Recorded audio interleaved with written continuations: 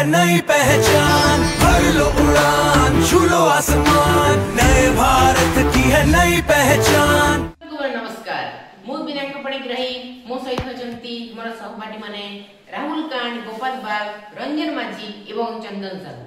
आमे ए वर्ष 2025 रो विकसित भारत बिल्डेथन उपरे एक प्रोजेक्ट उपस्थापना करिसु। मोर प्रिय बंधु माने, भारत हेउछि पर्वर गंताग्र, जेउठारे 12 मासे 13 पर्व। समस्त पर्वरे अथवा आमे पार्टी रे किंबा भोजी रे अन्यान्य कारकार्य रे आमे खोली दना किंबा ग्लास कप प्लास्टिक रो व्यवहार करिथौ।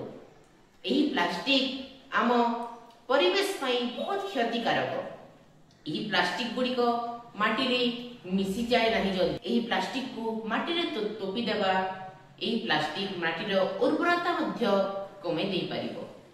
एवं जदि आमे प्लास्टिक को रास्ता रे फोपाड़ी देबा तेबे बहुत गुड़िए गाई किंबा अन्य जीवजंतु माने यहा को खाद्य भावे ग्रहण करि नेबे एवं बेले बेले मृत्यु मुखरे मध्य पड़ी जिवे।